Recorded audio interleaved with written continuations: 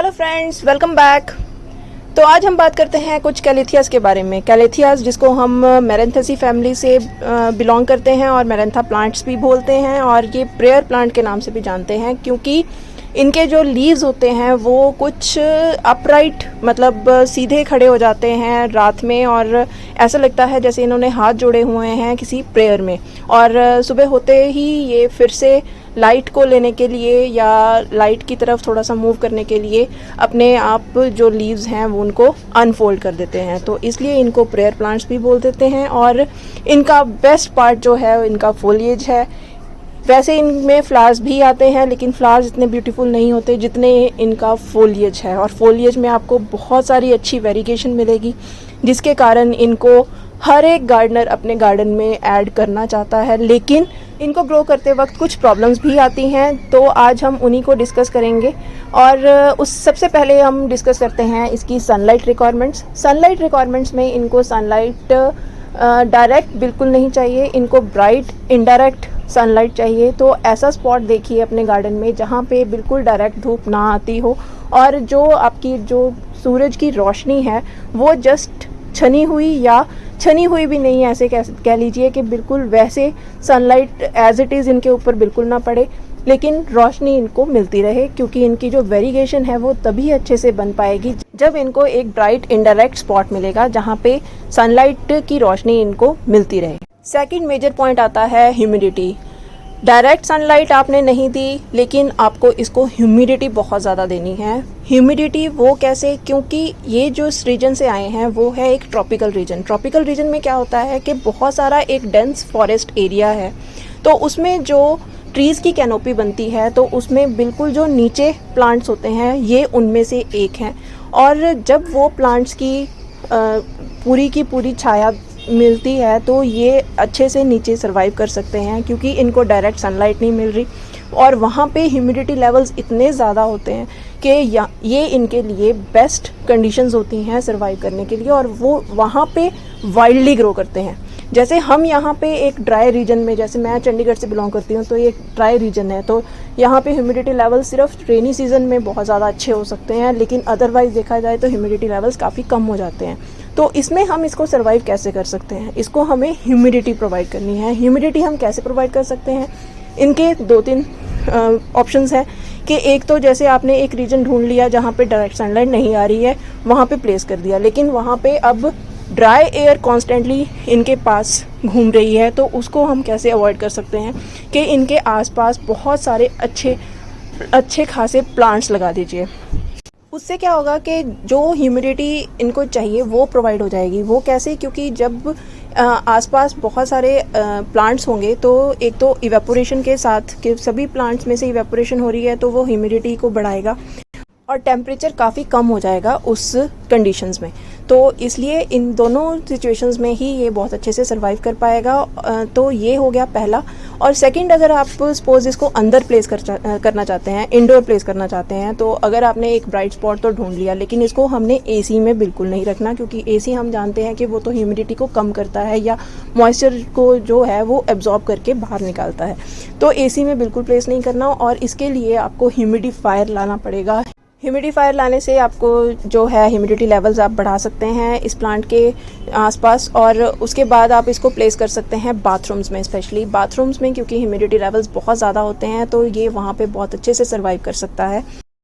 और इसके अलावा अगर आप इंडोर प्लेस करना ही चाहते हैं तो आप ऐसे रूम में प्लेस कर सकते हैं जहाँ पे आपके डेजर्ट कूलर्स जो होते हैं वो लगे होते हैं, जो ह्यूमिडिफायर्स का ही काम करते हैं, क्योंकि जब उसमें पानी डालते हैं तो वो ह्यूमिडिटी लेवल्स जो हैं वो मेंटेन रखते हैं और आपका जो प्लांट है वो अच्छे से सर्वाइव कर सकता है। लेकिन उसमें भी आपको डायरेक्टली इसको बिल्कुल उसके सामने प्लेस नहीं करना है, कि उससे क्या होगा कि इसके जो पत्ते हैं वो ख़राब हो सकते हैं। इसके अलावा आप अगर आउटडोर रख रहे हैं तो जैसे मैंने प्लेस किया हुआ है कि इसको एक झुंड में रख दीजिए, तो ये बहुत अच्छे से सर्वाइव करेगा। और इसके अलावा आप इसको एक ट्रे में रख सकते हैं और उसके ऊपर बहुत बड़े बड़े से थोड़े से पेबल्स रख सकते हैं और उस ट्रे में पानी भर के इसको पॉट को ऊपर रख सकते हैं। उसके बाद आपके जो मेजर पॉइंट आता है वो है इसकी सॉइल का। सॉइल जैसे आप देख सकते हैं कि मेरी जो सॉइल है वो बहुत ज़्यादा पोरस है और अभी इस टाइम पे बिल्कुल सूखी हुई है। तो आपको इसको वैसी ही सॉइल प्रोवाइड करनी है जिसमें आपको सैंड जो है वो थोड़ी सी ज़्यादा मात्रा में डालनी है। वो क्यों? क्योंकि इसको पोरस सॉइल पसंद है, वेल ड्रेन्ड सॉइल पसंद है, इसको सॉगी सॉइल बिल्कुल पसंद नहीं है। तो इसलिए आपको इसको वाटरिंग बहुत ज़्यादा नहीं करनी है। जब एक बार आपने सपोज पानी इसको दे दिया तो आपको इसको 3-4 दिन में देखना है कि अगर आपको लग रहा है कि सॉइल ड्राई हो चुकी है ऊपर से तभी पानी देना है, अदरवाइज़ आप इसको अवॉइड कर सकते हैं। तो और उसके अलावा आपको इसकी बस ह्यूमिडिटी बना के रखनी है, आपको इसको वाटरिंग बहुत ज़्यादा नहीं करनी है।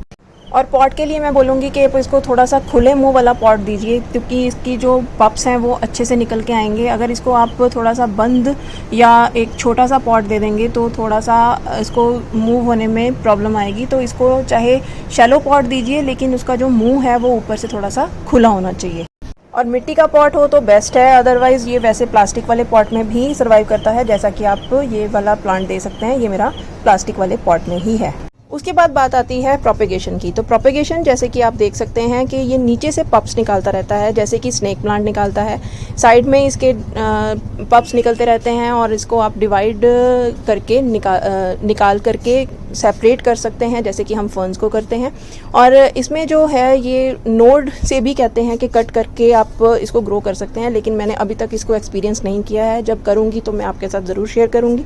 और इसको जस्ट आप डिवीज़न मेथड से ही अभी लगाने की कोशिश कीजिए, क्योंकि अगर सपोज नोड से आपने कट कर लिया और आपका वो प्लांट वो ख़राब हो सकता है। तो आपको जस्ट इसको सेपरेट करना है।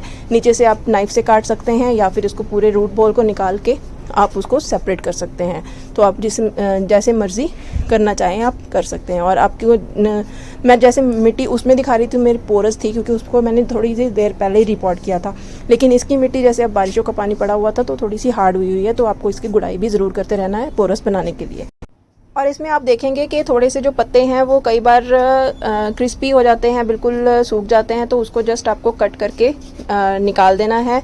अदरवाइज़ इसमें और कोई प्रॉब्लम नहीं आती है। और इसके अलावा अगर आपका जो पानी है, टैप वाटर जो है वो बहुत ज़्यादा क्लोरीनेटेड है, तो क्लोरीनेटेड वाटर में आपकी जो टिप्स है वो ब्राउन हो सकती हैं। और अदरवाइज़ जो ब्राउनिंग होती है वो है बहुत ज़्यादा ड्राई एयर की वजह से, या फिर इसको अगर डायरेक्ट सनलाइट मिल रही है तब। तो इसके लिए आपको जस्ट इसको अच्छी कंडीशंस प्रोवाइड करनी है ताकि इसकी वो प्रॉब्लम सारी ख़त्म हो सके।